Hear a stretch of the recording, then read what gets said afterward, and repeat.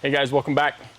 It's been a while since we've done anything like this, but we're figured we'd give y'all a little bit of an update. I'm back working full-time now on the media stuff. We've got a bunch of fun projects planned, so these podcasts are going to be coming a lot more often. We're hoping for one a week. We'll see with the season if we're able to make it happen, but at least a couple a month. And then we've got some fun filming projects coming up on the hunt side, as well as on the training side, and then doing a lot more on the website and stuff too. So we're going to be a lot more active and providing a lot more content for you guys. That'll be fun. Yeah. It'll be fun. For those of you that are on the website, that are members of our video website, the subscription site, we will be doing more videos for training type videos. We'll also be including some question and answer videos on there. And some of our other hunt content and some of those things that will be available also on the subscription site. So if you're not a member of that, go out and join, and you'll have a chance to see the things that we have going on there as well. Yeah, we're really excited. We did quite a bit while I was in college and kind of doing full-time student, a little bit of this as well. And then I've been working with Gundog Magazine now for a handful of years. That's where I just left. And so this is the first time we'll be able to kind of actually go full-time with this and actually produce a bunch of videos and get a bunch of training stuff done, as well as hunting stuff and podcasts and question answer and all kinds of different stuff. We'll have a lot more time freed up for it. So we're excited to see what we can do with it and what it can become, and excited for you guys to be along for the journey and stuff too. And this past, I guess it's a week and a half ago, 2 weeks ago now, we just got back from the sage grouse count we go down and do every year down on the Parker Mountain Plateau. They have a big flush count that they do every year that a bunch of different hunters and dog people from all over the state go and help with that count and run their dogs and kind of participate in the citizen science aspect of it.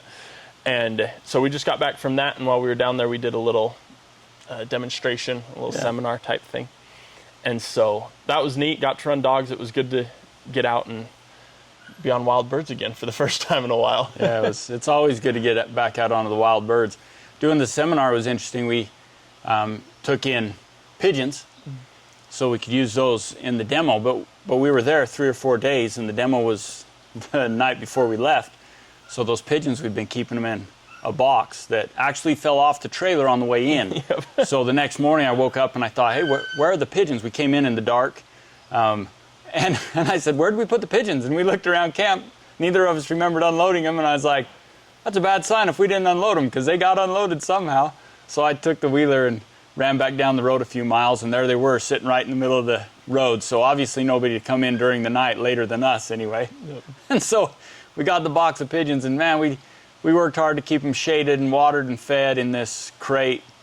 But it was a challenge, and then we went out to do the demo, and I wasn't sure if anything was going to fly. One bird didn't fly well, so the dog almost caught it. Anyway, so there were some challenges to doing the demo down there. We also did the demo at 5 o'clock, and it was hot. It was really hot, so I knew we didn't have much time, because this dog running and chasing birds was going to get warm, and so anyway, we had some challenges that way. I'd never set up before out in a new place like that. The dog had only been in the training field, working the pigeons and doing the drills. So all those things were challenging, and we weren't in a situation to be able to practice it there on the site. So well, I was pleased. It went well, but it was challenging. Yeah. Challenging way to set up, but really cool setting to be in. Yeah. Up there just right on top of the mountain doing the little demonstration. So it was a good time. Yeah, it worked great for what I felt like it was the perfect place to do a demonstration, because so much of the program that we run, so many of the drills and things we have are based on what you can do with a dog during that stage of the year. This time of the year on wild birds is a phenomenal time to get training done with a dog. And so it was neat to be able to go and do a little demonstration of how we use pigeons to replicate the situation that you could then cross the road and do on wild birds, the exact same thing. Yeah. And so it was, I felt like it was a cool opportunity to do that, and kind of the perfect time of year to do a little bit of a seminar. And so that was a cool aspect of it. And it was kind of back to the losing the pigeons point ended up being a little bit of a theme for the trip, that we we lost pigeons, we lost water jugs, we lost a GPS transmitter, and we ended up finding them all again. But we had a number of things we went on searches for. Yeah. I kept saying I had to go back out to check the lost and found. Yep. So, but we had success finding our lost things. Yeah. Yep. So it worked great, and we did a video on that, and so on the YouTube channel, I'll link it in the same video. We did a video on the demonstration, not on finding the lost things. Oh yeah, sorry, yeah. So on the demonstration, we did a video of it, and so that will be on the YouTube channel now. I'll link it in this video so that you can go to it if you haven't seen it. But we wanted to talk a little bit about some of the things that happened in the demonstration that we didn't necessarily talk about during the demonstration, and kind of do a little recap of that training setup, if you will. So we're going to watch this video, and I'll play it so that if you're on YouTube, you can see it as well, and then talk about a couple of the things we see throughout it, and go over a lot of how you read a dog is, I think, really the main thing we want to touch on with this, and that we want to be able to demonstrate going forward too, because there's so much that you can teach people the steps of training, and you can run the same drills, two people side by side, and one person's ability to read the dog is going to be different than another person's ability, and that's going to change the outcome in the end. The ability to read the dog is a very important part of the training. It's not just about the steps of what you do and the progression of what you do, but the timing in which you do it.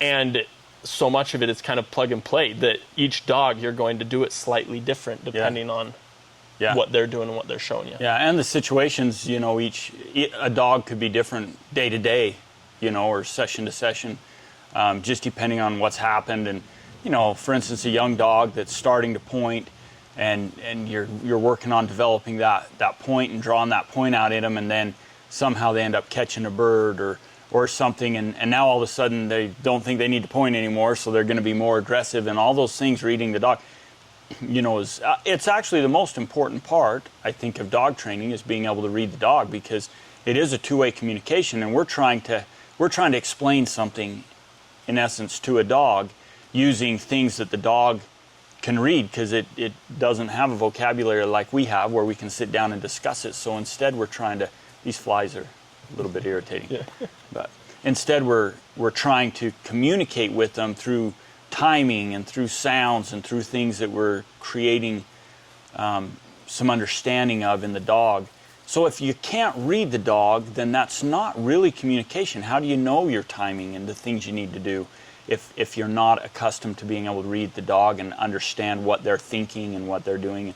And sometimes you don't understand, and and so then you go through the actions, and you do the drills, and you watch, and you just try to see if you can figure out what they're doing and adjust the way you're doing things to end up with understanding where you want it. So reading the dog is a huge part of things. That's what makes a good dog person is their ability to read the dog and communicate what they want effectively to the dog, and know when the dog is understanding or what it's not understanding. Yeah, for sure. That's something that's a very challenging thing to teach too, because so much of it is experience based, But that's our goal with recapping this and other hunts and some training videos and things like that, is helping people be able to develop some of that through our experience without having to go through quite so many dogs themselves. And it's an important part too of the online courses and stuff that we're doing. We can teach the online courses. The way I look at it, the online course, the library, going through that gives you all the tools you need to train an incredible dog. But with those tools, you still need to know when to apply which tool, which is the being able to read a dog part of it, because it's not always step by step the way that it's laid out in a course. The course develops the tools, but it's often going to be different with each dog, the order in which they're applied, And then, so having the tools, knowing when to apply which tool, and then the feel part is maybe the most difficult part to help people with, because that one you have to, knowing how much to apply each tool and when to apply each tool, and the timing of when to apply it and the level to which it's applied is different than the reading the dog and knowing which tool is necessary, Yeah. So there's so many different parts of it that are necessary to really be able to train an animal well. But I guess our goal is to help with as many of those points as possible, so Yeah. help provide the tools, and then hopefully help you be able to know when to apply each tool, and then feel, I guess, you're on your own. Yeah. Good luck, huh? It'll be better with the second dog or the third dog. Yeah, that's, I guess, the question and answers. Maybe we can help with that. I don't know, but There's a lot of truth to that. That's why, I got so fascinated with everything 30 years ago, almost 40 years ago, that I would breed the older dogs, sell the older dogs, keep all the puppies, train the puppies, because I just wanted another one, and I wanted another one, and I wanted to start over and try again and try new things, and I wanted a fresh, clean slate to try to work with. And then sometimes I'd create problems, and I wouldn't want to get rid of the dog till I figured out how to clean up the confusion that I had created. And so, it was hugely educational, but hundreds and hundreds and hundreds of dogs. And so, and it's been beautiful, and I've loved it, and I've been blessed to be in a situation. Sometimes I've put myself in the situation, sometimes that's been just a blessing that's been given to be able to have all those dogs. But I recognize that's not realistic for 99% of the people. So, that's part of my dream, is that I can just help share the knowledge, share what's been given to me, to help others have greater success with fewer dogs. Yeah, I think that's great. So we'll take a look at this and kind of go through bit by bit. Right here's where we start. So this dog is a little dog we call Betty, and she's a revved up little dog. A lot of chase, loves the birds, and a lot of desire to chase and go with those birds. So you can see, the reason I bring that up is as we're starting out, she's quite close to me, and she's not a close to me type of dog. She's a big running dog. We'd run her a day or two before off the four-wheeler, and she'd gotten out and stretched her legs and gotten through the country, and I really feel like she's a all-age type prospect. There's plenty of motor and plenty of desire to see the horizon, but as you see in this video, it's close, and that's because of the sounds I'm making. The setup, she knows that that's a setup where the birds are going to be closer, and she knows that I'm giving her direction, so you see her look back at me a lot, and you can tell she's saying, what are we doing? And I'm telling her what we're doing. And so I build that in the tight area that we work the dogs as puppies, specifically for situations with young birds where I want to be able to gather up my young dogs. Maybe I'm running a number of them together. I want to vocalize, and when I'm vocalizing, I want them to know that means the game is on, and the game is on with me.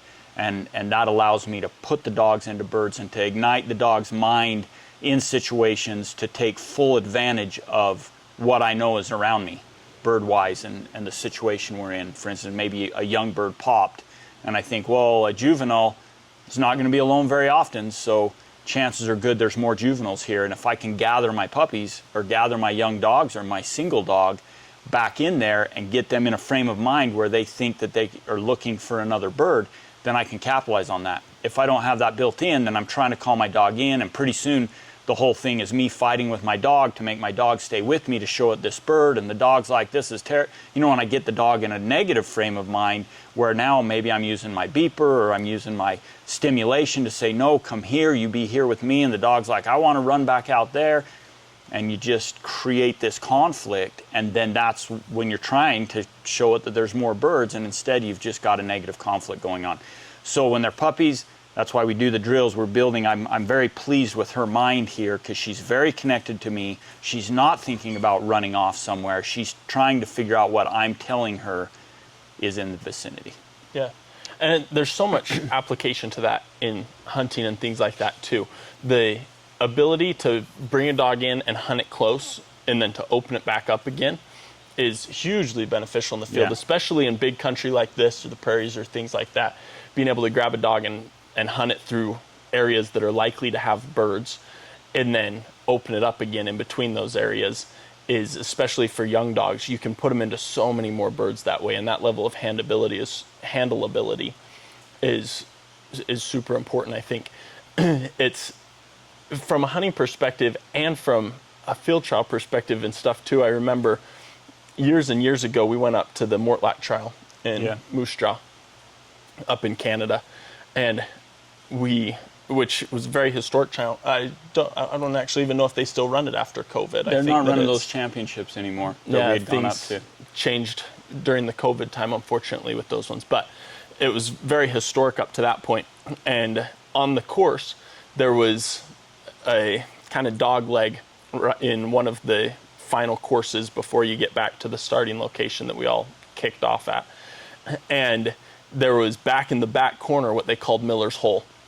And I remember talking to some of the guys there, and they explained the history of that Farrell Miller, a very well-known trainer from back in the day, and trialer, that if he had a phenomenal brace, he would grab his dog and he would beeline for that hole and put it right into a bird, because it always had birds in it. That hole, that hollow, for whatever reason, they really liked that. And so he knew that if he had a dog that he thought was in contention, that he'd go and he'd get it its find right there. And so it became known as Miller's Hole. But you can only do that if you have the ability, and that's running all age dogs. Yeah. And you can only do that if you have the ability to bring a dog back in and hunt it close into a situation that you want it to be in, and into a situation where it might have birds. Close or fall. Close or far. Yeah. Because when we teach them to hunt close for us, and we can bring them in and help them use the wind and stay in front of us and hunt the front for us in close, they also carry that knowledge with them, and you can start to bring them off hills and put them into places even at some distance, and it gives you a lot of ability to build a relationship with your dog where they learn to trust you and they learn to believe in what you're telling them, and you just become a partnership, and you can start to just help roll them through the country and put them the places you want to put them. Everybody doesn't like a dog that runs big. I love a big running dog. I love the all-age, but the all-age, to me, to have a great all-age dog, you need a dog that wants to be your partner. You need a dog that can run big but is not disconnected from you, especially with the way the courses are now and how many turns and how much turning and changing of direction that we do on our courses. It's just not it's not the dog that's almost out of control. You know, I've heard that a lot, on the edge of out of control. To me, it's the ultimate physical specimen. It's the most athletic dog. It's the dog with the mind that can really comprehend and understand and know where to go for birds and still be able to be with you, working as your partner, even when it's 800 yards, 1,000 yards out there. You know, that's an all-age dog to me. That's the dog that it's limitless what I can do with it. I'm not limited in what I can teach this dog by the dog's physical ability or mental ability. And that makes it, to me, all age. It's something that I can do whatever I can dream of, I can do it because I have an animal that is capable of anything that I can imagine to teach it. Yeah. And so those types of dogs, that's why when you see here, this is close work, that's why I pointed it out, is because that's not a close handling dog. And that dog has not been shocked in any way to have it be with me. It's with me because my actions and my sounds is letting it know that here's where the game is right now. But if I was to jump on a quad or step up onto a horse and hit a whistle, that dog's going to open up and start rolling through the country and going. And there's no, in that dog's mind, the way that I do my training, I don't want any limitations. I don't want to build limitations in that dog's mind. I don't want that dog to think, I can only go this far away, or if I leave him, I'm in trouble, or if, any of those things. I need a mind that can grasp anything I'm trying to teach it. So it's important that that dog learns when it needs to be with me and when it's allowed to be away from me, so that I don't build limitations. And to me, that's done in the short work as a young puppy. developing these things in their mind where it's their choice to be with me. It's not my force that brought them back to me. That way I don't create any outside boundary issues, and they know that being with me, and they know what the sounds mean, and they know what's going on, and they're looking for the setup that I'm setting up, which mimics what I'm going to find when I put them into wild birds. Yeah, so that's a little bit of a side tangent from the video, but I think an important thing to note that creating that handle starts young, and it starts with things like this, and then it scales out from there. And why the dog is 50 feet in front of me. Yeah. Right? And that's why I brought it up, is just I thought people are going to look at this and say, wow, that dog's really close. And it is close, and it is paying a lot of attention to me, and none of it has to do with any kind of force. All of it has to do with the dog wanting to find birds and looking to me to help it know what's going on and where it might find birds. Yeah. Oh, I guess explain the setup real quick too, now that we're about to start into it. This is a setup that has multiple bird plants. So we've got 2 pigeons and launchers, and then a bunch of pigeons in a bag. And the idea being wild birds early in the season, younger broods, fully fledged broods, don't be running on chicks. But once everybody's fully fledged, but those younger birds aren't as educated yet, you can get phenomenal work in bringing a dog in, and a bird leaves, and then you can bring the dog in and get another bird contact and bring it back and get another bird contact and bring it back and get another bird contact, because those juvenile birds will leave one at a time. They won't leave all together yet until they're a little bit more educated later in the season. So we're kind of replicating that with our pigeon program here, where we have 2 birds down, and you'll notice that he'll reload the traps throughout the video too. So as the dog leaves for one bird, we'll reload and put a new bird in, walk off, recall the birds we're throwing, right? Getting a lot of bird contacts in one setup. Yeah. But that's what we're replicating, is that time frame in wild birds in which birds are coming out one at a time. We call it popcorn chicken, because one at a time they'll leave, and you can bring the dog back into them and get another bird on the ground over and over. So that's kind of our setup. I'll mention while she's going in here too that those birds are placed far enough apart that the scent cones aren't gonna intersect. So she's gonna find one bird at a time.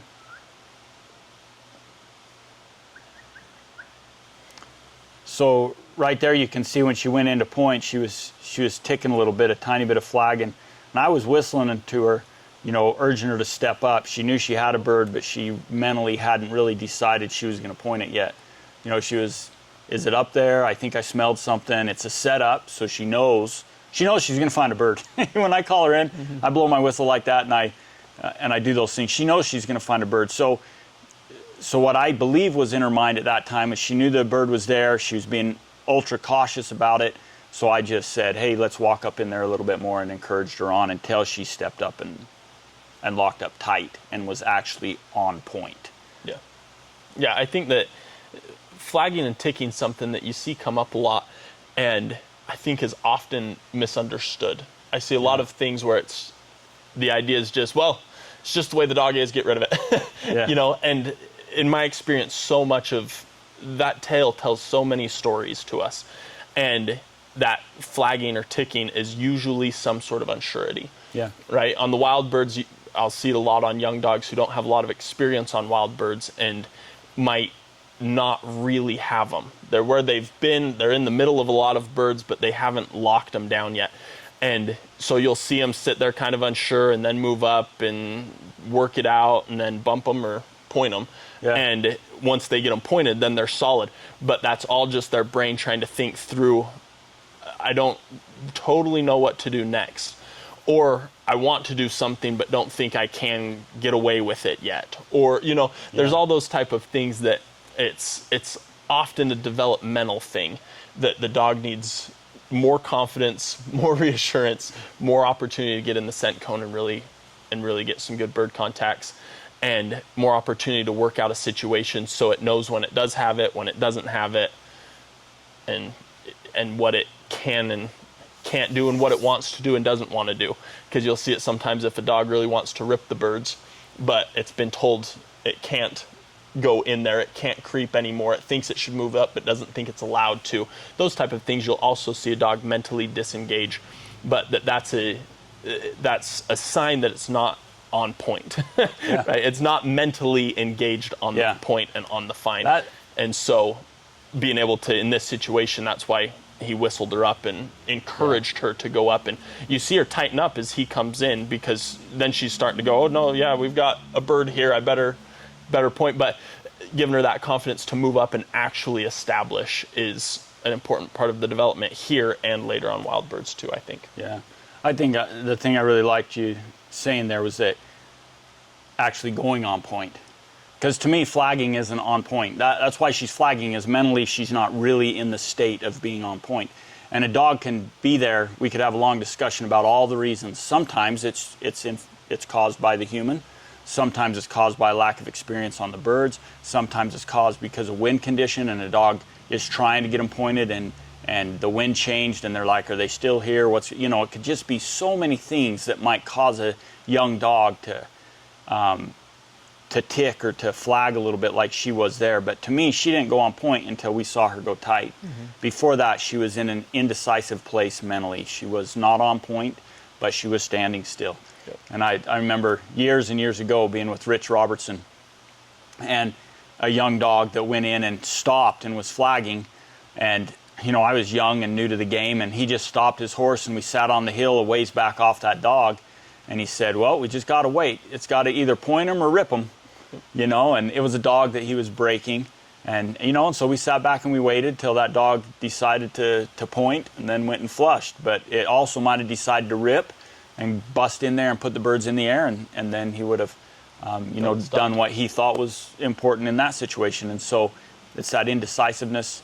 That's the purpose for whistling, to just try to break her loose and give her a little bit of confidence that if you haven't decided to point, move on up there. Yeah. And I knew we were still a good ways from the birds, so I chose to let her move up and establish point.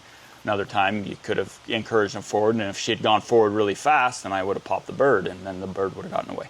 Yeah. I think that's an important note, that trying to understand where the dog's at mentally is an important part of reading a dog as well, because there's a lot that the physical action isn't necessarily our goal, is something we say a lot. We want to get the mind where we want it, and the actions will be there. But the actions aren't necessarily what we're after. And that's very visible in things like this, where you can have a dog pointing isn't feet stopped. Pointing is a state of mind. Chasing isn't feet moving. Chasing is a state of mind. Yeah. You can have a dog standing still, barking at birds leaving. Mentally, it's not on point. Mentally, it's leaving with the birds. It just knows its feet can't move. And vice versa. You can have a dog that is totally not engaged with the birds, but it knows that they're there. It wants to see them fly, or a whole host of things, but it's mentally not engaged in the find, even though its feet are standing still, and that's not a dog on point either. And so it's important to be able to look at and try and understand what the mind's doing and how that relates to the actions, not simply look for actions or physical things, because it can be a lot more than that. Yeah, yeah.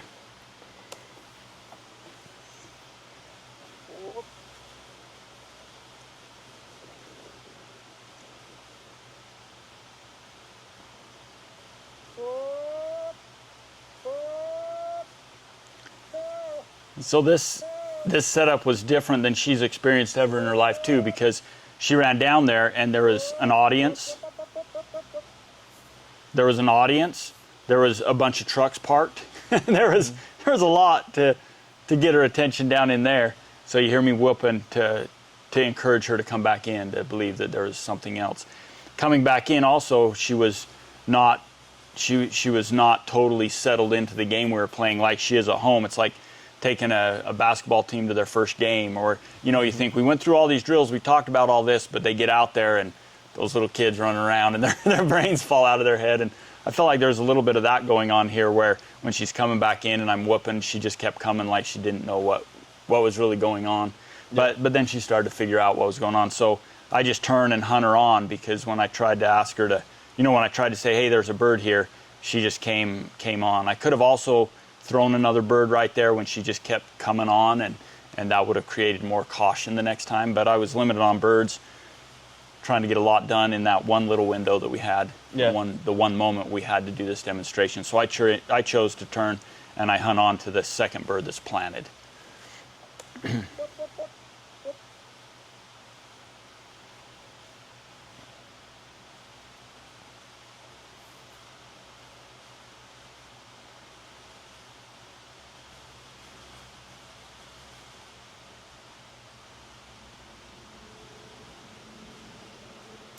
So you see her move to the front there to see that I was leaving and go out in front of me.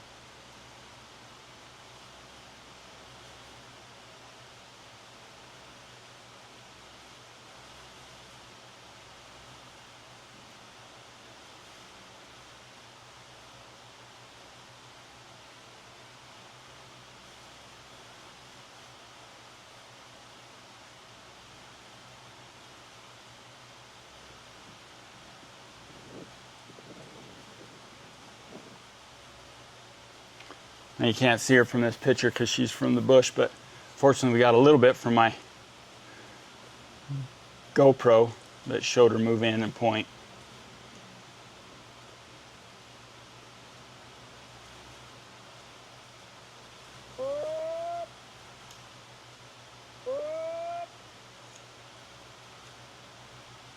So I'll point out here too that I like to pick my traps up and I load them while I'm standing. And then I set them down. That way you're not looking at the ground loading a trap and a dog suddenly shows up right on you.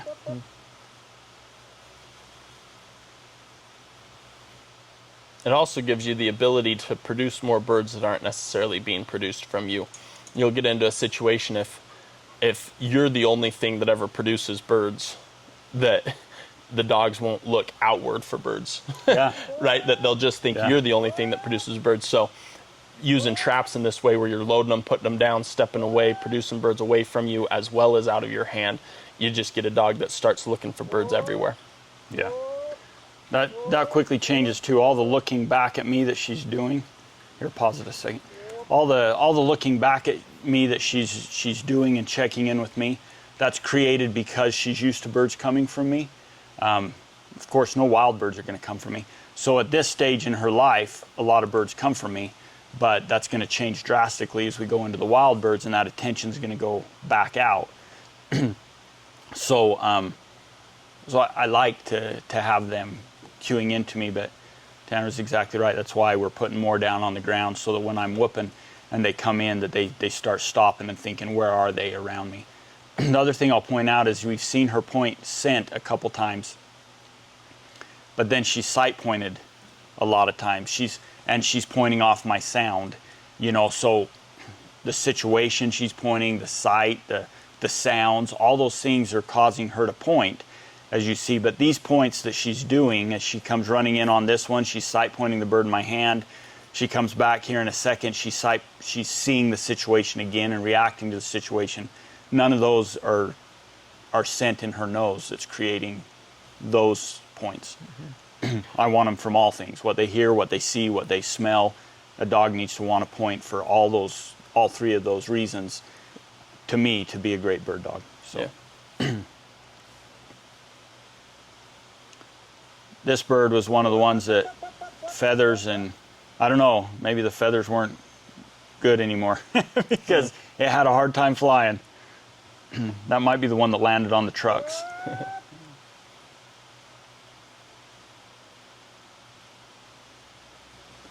Being in those boxes, though, their feathers were a little dirtier than we would have liked them, and it was a little bit of a challenge. Yeah.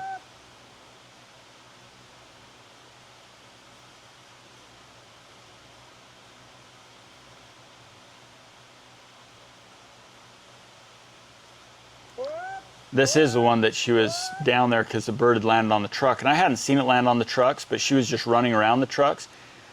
So I don't have my beeper up, or my transmitter in the air, but I was just beeping her quite a bit, just to try to get in her mind and say, hey, you know, break your attention off of that and think about me again. And then she reacted and came back in again. Yeah. On both of those, you see quite a bit of lowering as she's coming into those situations. And a lot of that's just caution, you know, sneaking, not wanting the bird to fly, which is very normal for a young puppy like this, you know that they're going to try all kinds of different things to keep the bird from flying, and that intensity will cause them to lower. But you can see a difference in these two reactions. In the first one, she stayed very intense throughout the lowering process. She was coming in, she was hitting the brakes, she was slowing down, she was sneaking, and stayed very intense throughout it. And so our feet stopped and stuff. My dad still threw a bird, and it was a good recall rep to bring her back into another bird. But this one, you see that as she's coming in, she disengages more as she crouches. She lays down more.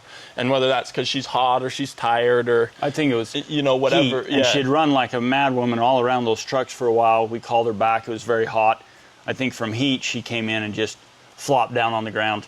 And then when she flopped on the ground, then I whooped, and you could see that tail suddenly start coming up, and then she's actually going on point. Yeah, that intensity comes back. But he just moves her on through this one. He doesn't throw a bird on this rep. And that, once again, is associated with the mind. Reading her and saying her mind isn't where I want it to be to now produce another bird. So I'm going to turn and whistle, and we're going to hunt up and produce another bird later.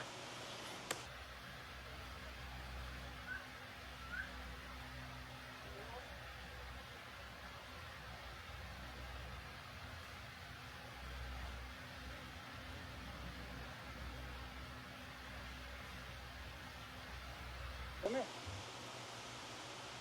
Here. Come here. Come here. So after that one, I felt like I had a hot dog, and she was tongue hanging out, and she'd just done the flop on her belly thing, which I just turned and let her move up. And you saw when she stood up and started creeping like she was pointing still. But then my turning my back to her and leaving, she thought, oh, the game must be over. And then we popped the bird out of the launcher that wasn't in my hand, not the bird in my hand. And so, then she realized to just create a little bit more confidence that there's going to be a bird here when you come in, even when I turned to go the other way, to flush the other way. But then after that, I thought, I'm just going to call her back in, and we'll just end the session there because of the heat, another chase or two, and we might have been in a worse situation, or we would have been in a worse situation as far as the heat. So I called her back in, put her on a leash, and then walked down the hill to talk to the crowd. Yep.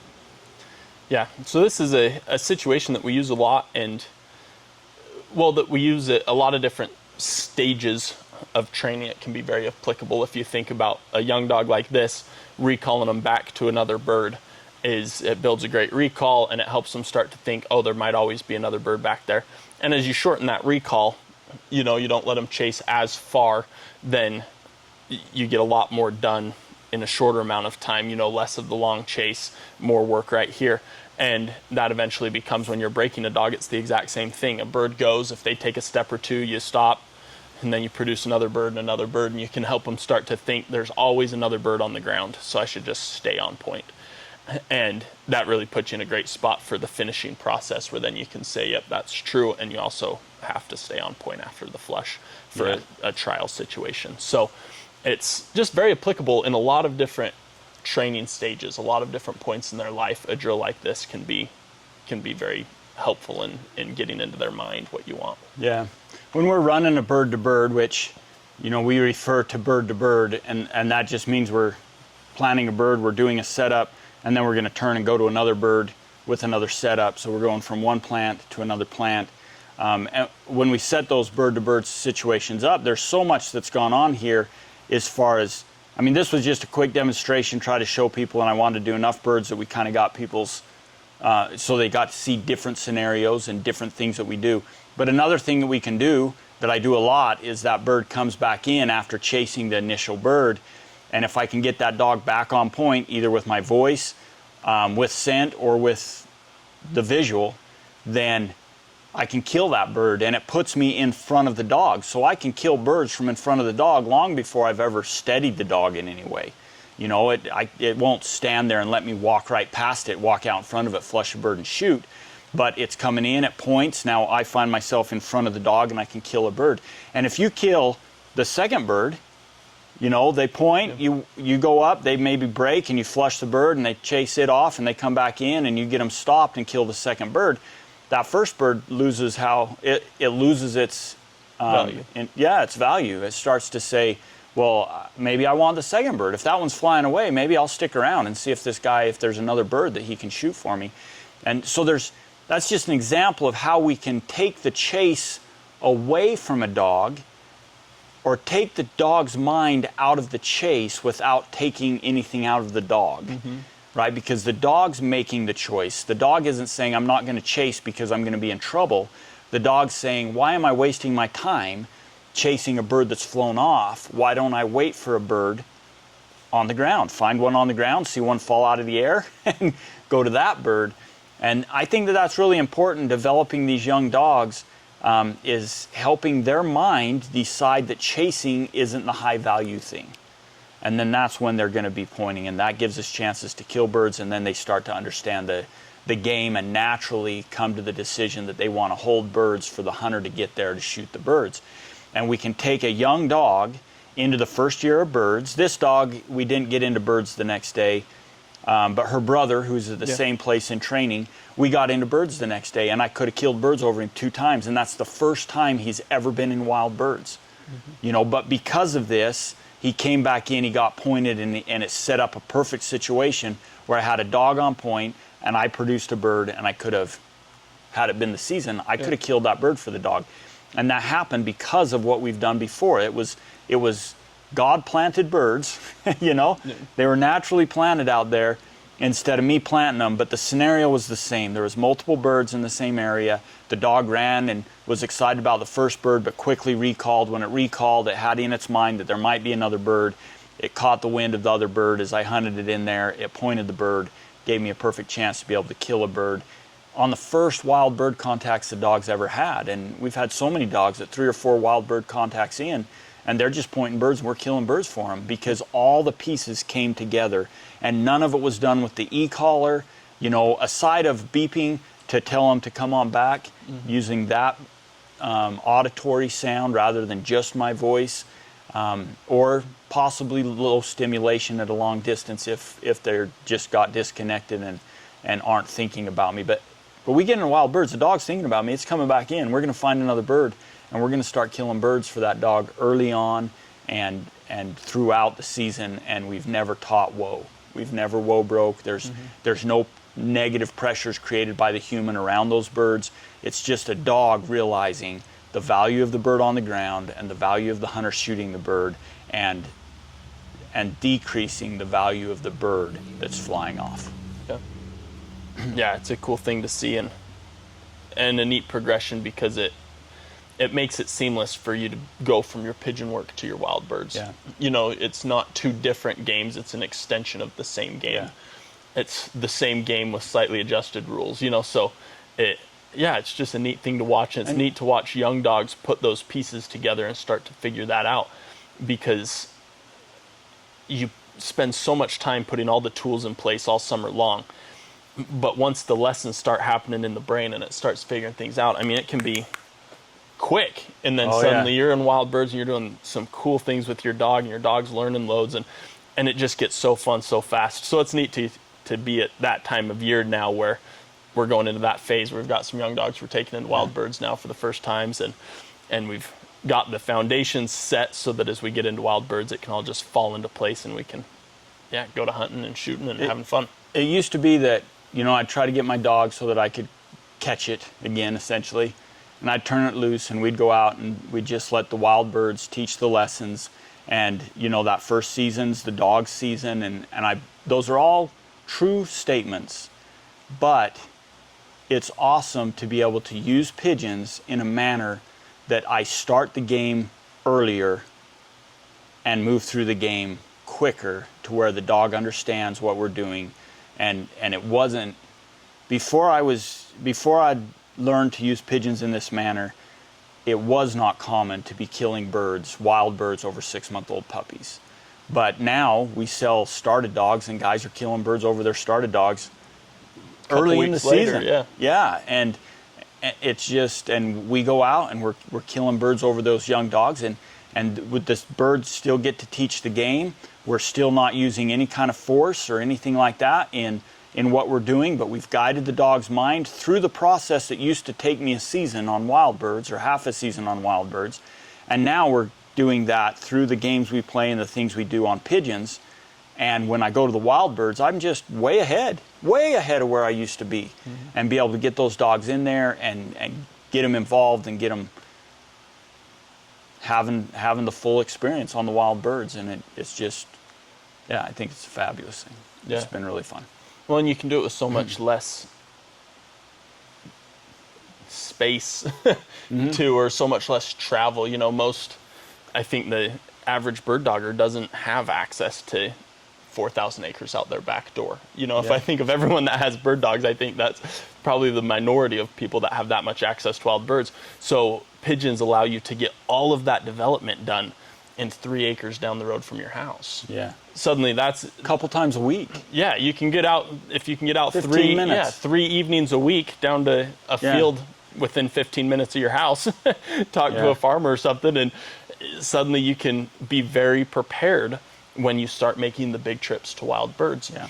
And that's just a huge advantage. You can get so much done with so much less input than people might realize. Yeah, yeah. A dog, it takes X number of reps for a dog to really get things figured out. And if I can get a bunch of those reps on a pigeon instead of having to get them all on the wild birds, that's beneficial for me, not because it's not, I mean, wild birds are king. If I was in a situation where I could just do everything on wild birds, I would do it. I love the wild bird. I can't make the pigeon in the box be a wild bird.